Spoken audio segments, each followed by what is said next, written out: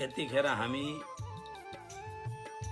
गुणत्रय विभाग योग नाम गरेको श्रीमद् भगवद गीताको 14औं अध्यायको 19वां श्लोकमा प्रवेश गर्दैछौँ। पहिले हामी श्लोकलाई पाठ गरौँ। ध्यान दिनुहोस्, श्लोक पाठ गर्दाखेरि यदि राम्ररी पाठ गर्न सकियो भने यसको आफ्नै एउटा महत्त्व छ। कुनै अनुकूल समयमा श्रीमद् भगवद गीताको केवल ज्ञान मात्र होइन, यो ग्रन्थको कति ठुलो महत्त्व छ। यो ग्रन्थको दर्शन गर्दा मात्र, यो ग्रन्थलाई प्रणाम गर्दाखेरि कस्तो कस्तो हामीलाई लाभ मिल्छ, यस सन्दर्भमा पनि धेरै महत्त्वपूर्ण कुराहरू छन्। तसर्थ यी पछि कुरो गरौँला। आउनुहोस्, अहिले हामी श्लोक पाठ गरौँ। म कसरी श्लोकको उच्चारण गर्दछु? छोटा इकार, बडा इकार, छोटा उकार, बडा उकार, जसलाई हामी ह्रस्व दीर्घ भन्दछौँ, र कहाँनेरि शब्दहरूलाई छुट्याउनु पर्दछ, कहाँ यति अनि विराम हुन्छ, यी सब कुराहरूलाई ध्यान दिएर तपाईहरू हेर्नुहोस्। नान्यं गुणेभ्य कर्तारं यदा द्रष्टानुपश्यति गुणेभ्यश्च परं वेत्ति मद्भावं सोऽधिगच्छति। अब पदच्छेद गरौँ।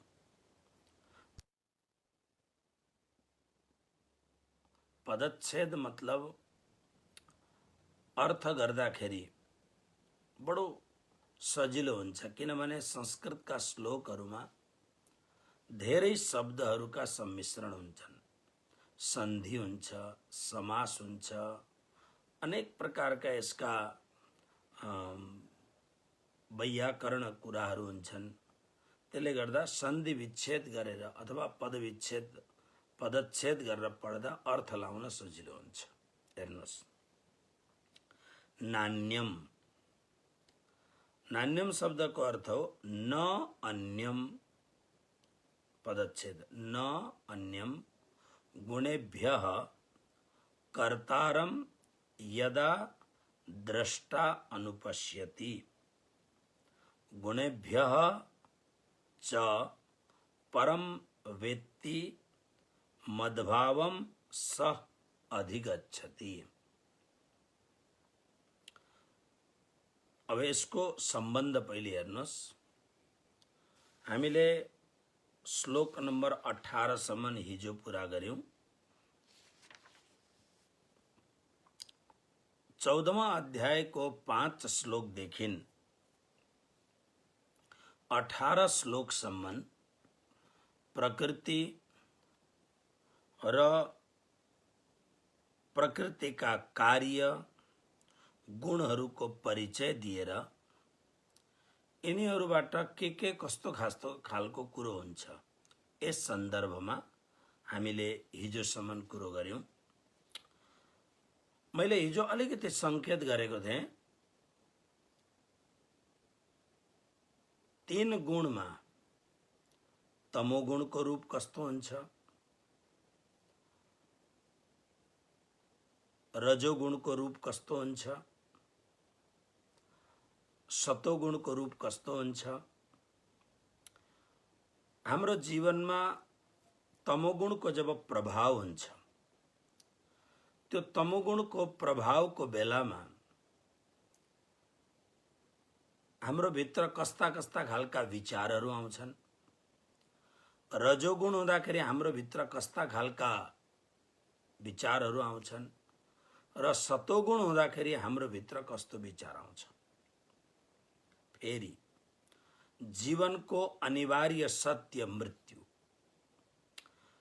मृत्युको बेलामा हामीलाई कुन गुणले प्रभावित बनाइरहेको छ, र त्यो गुणले प्रभावित बनाएको बेलामा यदि हाम्रो प्राण निस्कियो भने, प्राण निस्केपछि पंचमहाभूत पंचमहाभूतमा मिल्दछन्, तर जो अखण्ड अविनाशी शाश्वत सनातन जो आत्मा हो उसले यदि गति पाएन भने, उसले यदि मोक्षको मार्गलाई अनुसरण गर्न पाएन भने त्यतिखेर उसको कस्तो खालको उसले गति प्राप्त गर्दछ। यस सन्दर्भमा पनि हामीले 18 श्लोकसम्म कुरा गर्यौं कि सतोगुण जीवनमा बढेको बेला यदि मृत्यु भयो भने कस्तो हुन्छ, रजोगुण र तमोगुणको बेलामा कसरी हुन्छ। र यसको साथसाथमा मैले एउटा कुरो अरु निवेदन गरे। यसमा अरु कुरो के छ भने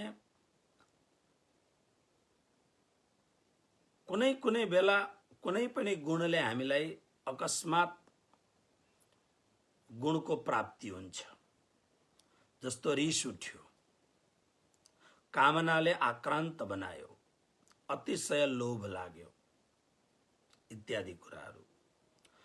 तर गुणको स्थायी निवास लामो समयसम्म भित्र अन्तःकरणसम्म गुणको प्रभाव त्यो गुणको आलम्बन सम्बन्धले हामीलाई दीर्घकालसम्म प्रभावित बनाउँदछ। एउटा नीतिमा श्लोक छ, एउटा गुरुले आफ्ना शिष्यलाई भन्नुहुन्छ, हीयते हि मतिस्तातः हीनै सह समागमात् समैश्च समतामेति विशिष्टैश्च विशिष्टताम्। गुरुले शिष्यलाई भन्नुहुन्छ, बेटा हीयते हि मतिस्तात, हे तात बाबु, यदि नीच व्यक्तिहरूसँग तिमीले निरन्तर संसर्ग गर्यौ भने संसर्गजा दोष गुणः भवन्ति। नीच प्रकृतिका व्यक्तिसँग, नीच गुण भएको व्यक्तिसँग निरन्तर संसर्ग गर्यौ भने नितान्त तिमी जस्तै राम्रो भए तापनि बिस्तारो बिस्तारो त्यो नीच प्रकृतिले तिमीलाई आदि बनाउँदै जान्छ। यसका लागि धेरै उदाहरणहरू छन्। खास गरेर म गुजरातमा बस्दछु। गुजरातका प्राय मान्छेहरू भेजिटेरियन हुन्छन्। प्राय गुजरातमा कुनै कुनै जाति मात्रै हुन्छन् जो मांस भक्षण गर्दछन्, अण्डाहरू इत्यादि खान्छन्। नभएदेखि गुजरातका तपाईँ हेर्नुहोस्, 1-1 किलोमिटरमा 2-2, 3-3, 4-4 वटा होटलहरू, ठुल्ठुलो होटलहरू होलान्। शहरमा जानुभयो भने सैकडौं, किनभने खाने पिउने का बहुत शौकीन छन् गुजरातीहरू।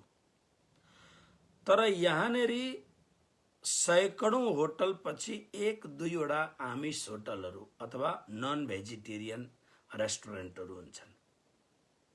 तर मैले आफूले 30 वर्षको गुजरातमा मैले जुन स्थान ग्रहण गरेँ, तत्पश्चात मैले 30 वर्षको दरम्यानमा गुजरातमा बिस्तारो आमिष भोजीहरू, नन भेज खाने मान्छेहरूको संख्या बढ्दै गयो। परदेशमा जाँदाखेरि गुजरातीहरूको घरमा बस्दाखेरि पहिली निसंकोच भएर गुजरातीहरूको घरमा खाइन्थ्यो। तर एक दिन फ्रिज खोलेर के चाहियो खोलेर हेर्दा अन्डा राखेको रहेछ। झसङ्ग भएँ म। सोधेँ मैले। सोद्धाखेरि अनि घरका कलेज पढ्ने नानीहरूले मलाई उत्तर दिए, गुरुजी शरीरमा प्रोटिन चाहिँदाखेरि दाल भातमा त प्रोटिन हुँदैन, यो त खानै पर्छ। मैले धेरै कुरोले सम्झाएँ उनीहरूलाई। तर यी सब कुराहरूले गर्दाखेरि मान्छे अहिले श्रद्धालु कम, चालाक धेर छ, चतुर्याई धेर छ मान्छेहरूमा। बार कुराहरू हुँदाखेरि पनि। तर मैले पछि विचार गरेँ कि यस्तो प्योर भेजिटेरियन, शुद्ध शाकाहारी घरमा जन्मेका मान्छेहरूमा यो दुर्गुण किन आयो भन्दा संसर्गजा दोष गुणा भवन्ति।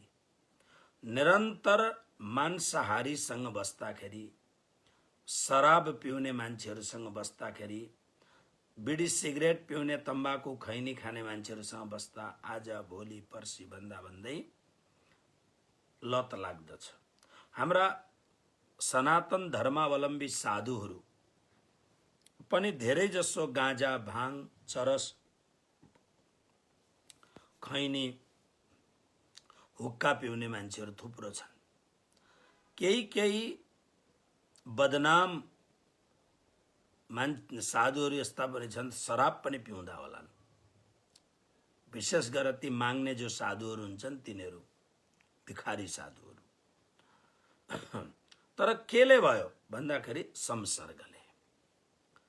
त्यसकारणले गुरुले शिष्यलाई भने, बाबु हियते हि मति हि तात, मति तिम्रो बुद्धि हीन व्यक्तिसँग संगत गर्दा, हीनै सह समागमात, हीन व्यक्ति नीच प्रकृतिको व्यक्तिसँग यदि तिमीले निरन्तर संसर्ग गर्यौ भने तिम्रो मति, तिम्रो बुद्धि पनि हीन हुन्छ, पतित हुन्छ, गर्हित हुन्छ।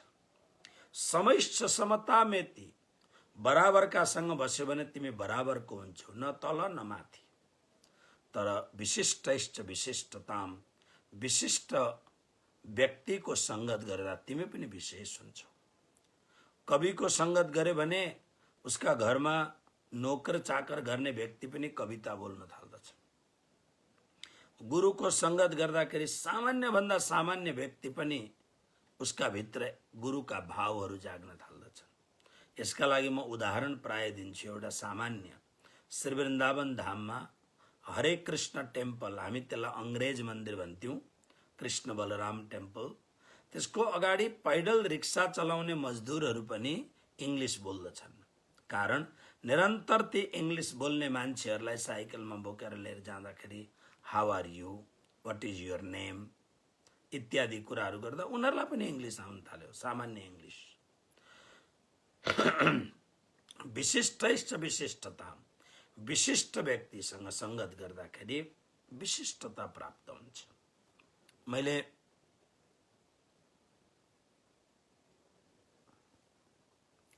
प्राय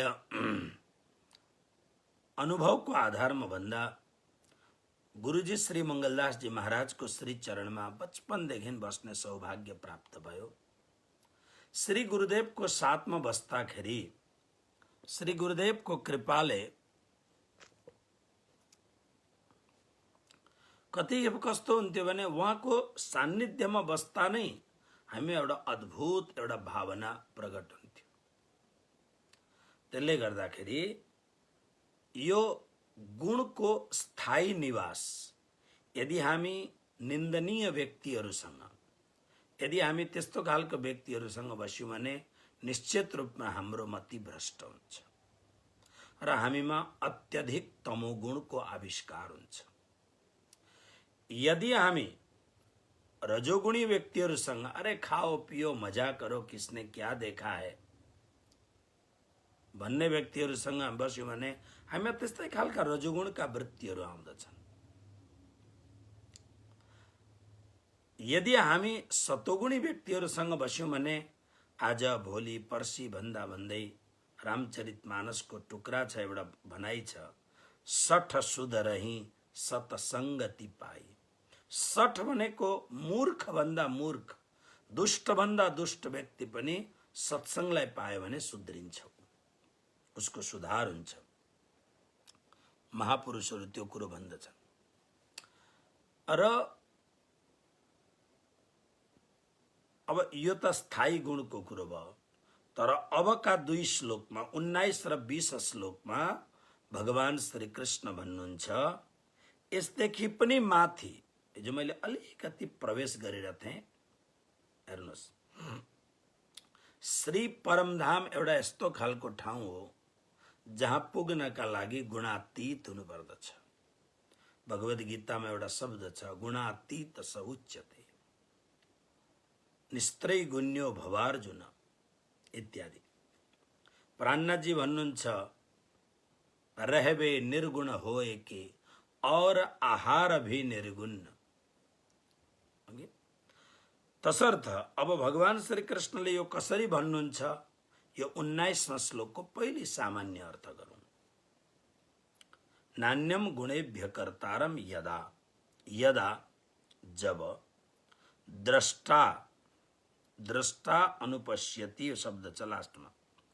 દ્રષ્ટા भनेको देख्ने वाला, तर यहाँ द्रष्टा शब्द आँखाको देख्ने वालाको कुरो होइन, विवेकी व्यक्तिहरूको कुरो हो। जब विवेकी मनुष्य, विवेकी व्यक्ति गुणेभ्यः अन्यम कर्तारम न अनुपश्यति, गुणेभ्य भनेको तीनै गुणदेखि अतिरिक्त अन्यम अरु कसैलाई पनि कर्तारम कर्ता न अनुपश्यति देख्दैन, च अनि आफूलाई गुणेभ्यः गुणदेखि तीनै गुणदेखि परम्पर व्यक्ति अनुभव गर्दछ, स त्यो व्यक्ति मदभावम अधिगच्छति। मदभावम यानी कृष्ण भावम, परमात्मा को भावलाई अथवा ब्रह्माकार वृत्तिलाई अधिगच्छति, प्राप्त गर्दछ। अब हेर्नुहोस्, यहाँ अलिकति बुझ्ने खालको कुरो छ।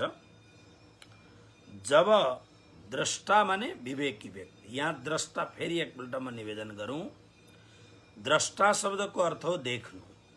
जस्तो म अहिले तपाईहरुलाई देख्दैछु, तपाईहरु मलाई देख्दै हुनुहुन्छ भने म तपाईहरुका लागि द्रष्टा भए, तपाईहरु मेरा लागि द्रष्टा हुनुभयो।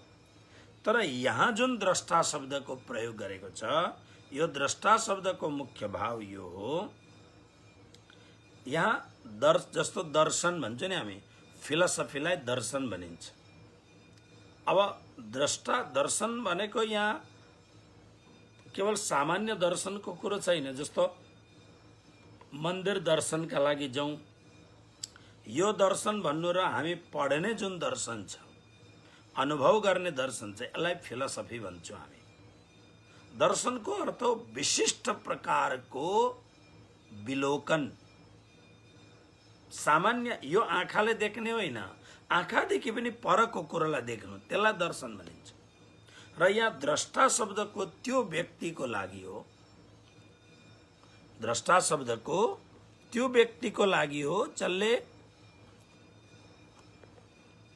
जसले विशेष प्रकारले देख्दछ।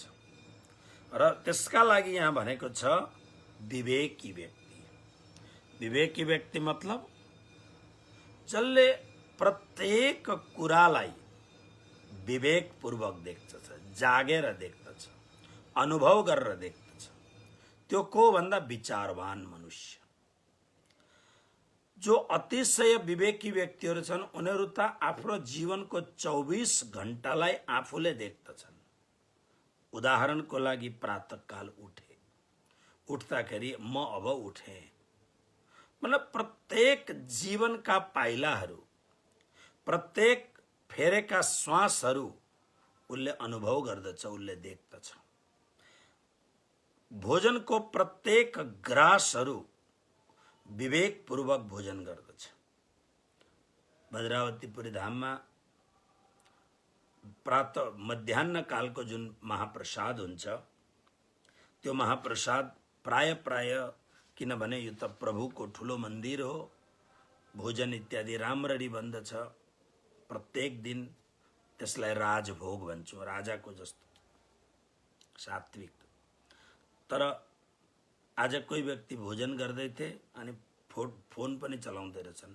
मैले गएर फोन थुतेर राखिदिएँ। न म हेर्दैछु नै। यति स्वादिष्ट महाप्रसाद बनिएको छ, यति स्वादिष्ट खाद्य सामग्री बनिएको छ, तिमीले के स्वाद लिन्छौ? तिम्रो ध्यान, तिम्रो आकर्षण सब तिम्रो मोबाइलमा छ, तिमीलाई थाहै छैन तिमी के खाँदैछौ।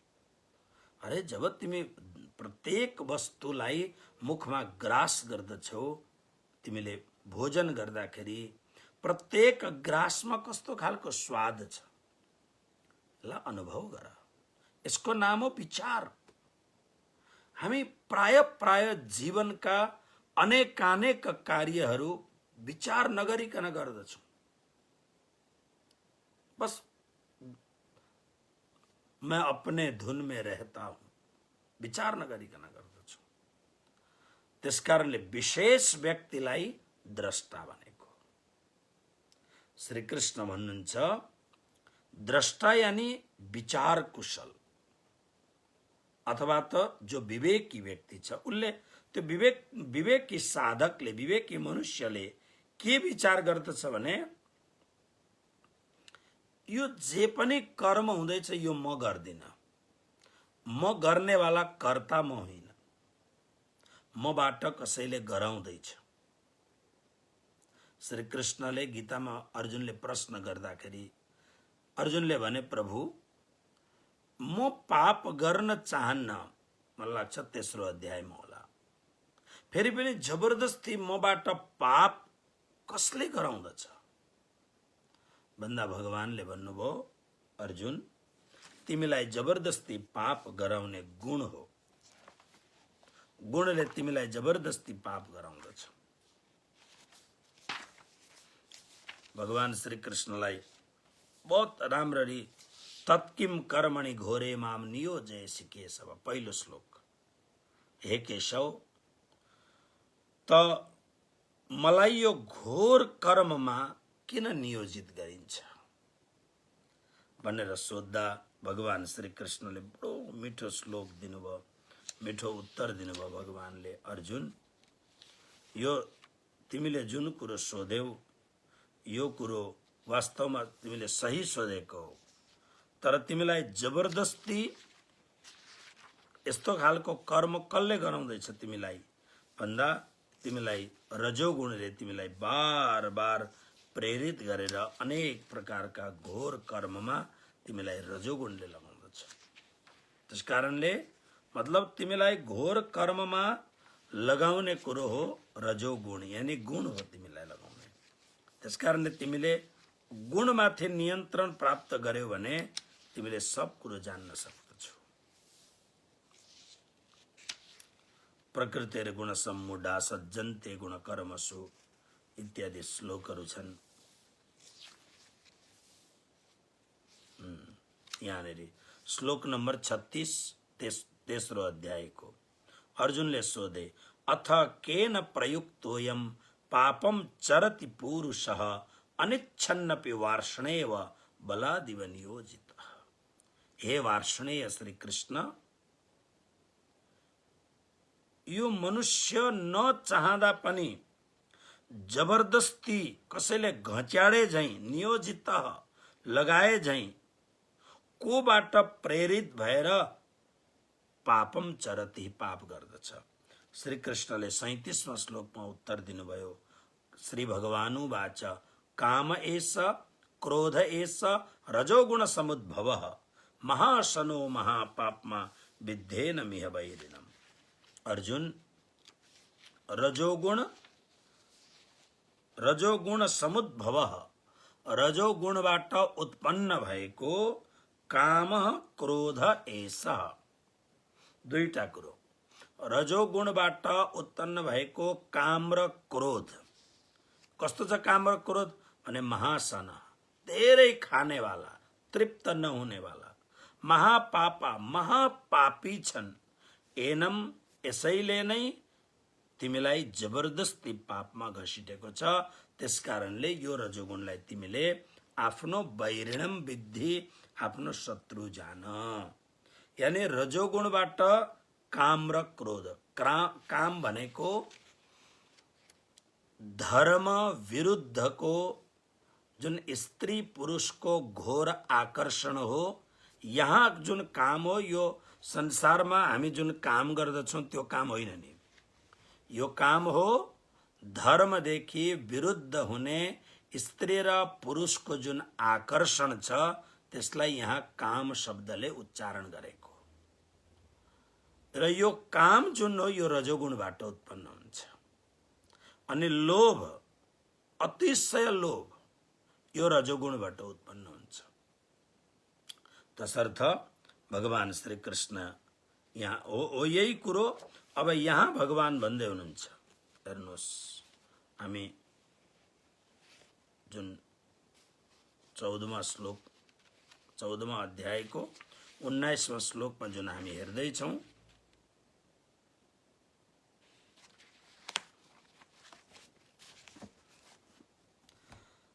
विवेकी मनुष्यले गुणेभ्य अन्यम कर्तारम न अनुपश्यति। विवेकी व्यक्तिले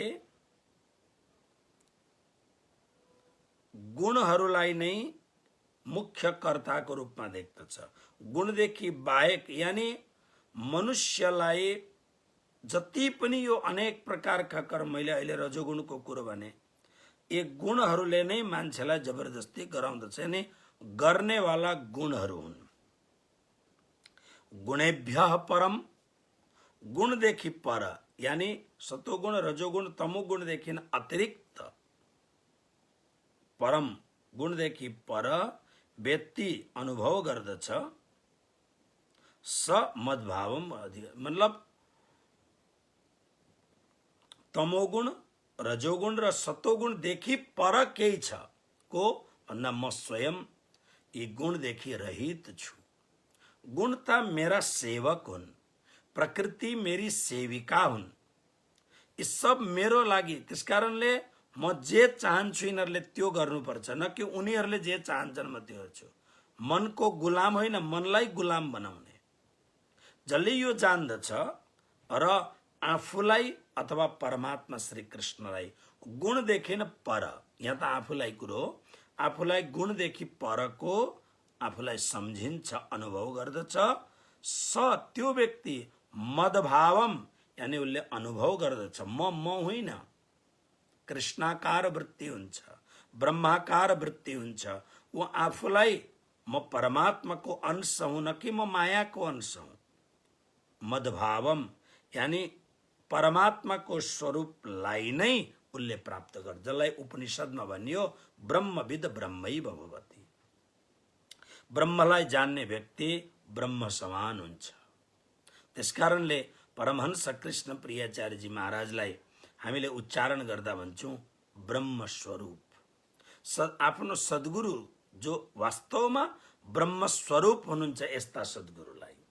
त्यसकारणले कबीरले भने कान फुका गुरु हद्दका। खाली कान मात्रै फुक्ने, गाउँ घरमा पनि त कान फुक्ने गुरु त धेरै मिल्नुहुन्छ, कण्ठी बान्ने गुरुहरू धेरै मिल्नुहुन्छ। कण्ठी बाँध्नु एउटा कुरो हो, तर बोध अर्को कुरो। बाँध्नु र बोधमा फरक छ। त्यसकारणले वैष्णवमा एउटा बहुत सुन्दर शब्द छ, कण्ठी। तिमीले कण्ठी बाँधेको छ भन्न हामी सोध्छौं नि, यस कुराको लागि एउटा बहुत सुन्दर शब्द छ, ब्रह्म सम्बन्ध, परमात्मासँगको सम्बन्ध, बोध हुनु। त्यसकारणले मदभावमको अर्थ हो कि जसले गुणलाई राम्ररी जान र म गुणको अधीनमा छुइन। परमात्माले यी गुणहरू त यो संसारमा कार्य गर्नको लागि मलाई सेवक बनाएर पठाएको, तर यिनीहरूको मालिक। त्यसकारणले भगवत गीतामा आत्मालाई मालिक भनेको छ। ईश्वरः सर्वभूतानां हृदयेर्जुन तिष्ठति भ्रामयन् सर्वभूतानि यन्त्रारूढानि मायया, 18औं अध्याय। यो कुरो जसले जान्दछ अर्जुन, त्यो तमोगुण रजोगुण सतोगुणबाट पनि माथि, यानी त्रिगुणातीत गुणातीत, जसलाई प्राणनाथजीले भन्नुभयो रहवे निर्गुण होए। यसलाई मदभावम, त्यो परमात्माको भावलाई, कृष्ण भावलाई त्यसले अधिगच्छति, प्राप्त गर्दछ। यानी गुणातीत अवस्था उसले प्राप्त गर्दछ। बस आज यो एउटा श्लोकलाई पूरा गरौं। यसै प्रसङ्गलाई आदि छोडेर भोलि 20वां श्लोक पुनः पाठ गर्नेछौँ हामी। र 19 र 20 श्लोक यो गुणातीत भावको श्लोक हो यो। र यसलाई राम्ररी भोलि फेरि यसलाई राम्ररी एकपल्ट हेरौँ। आजको भगवत चर्चा गीता स्वाध्यायलाई कृष्ण कन्हैया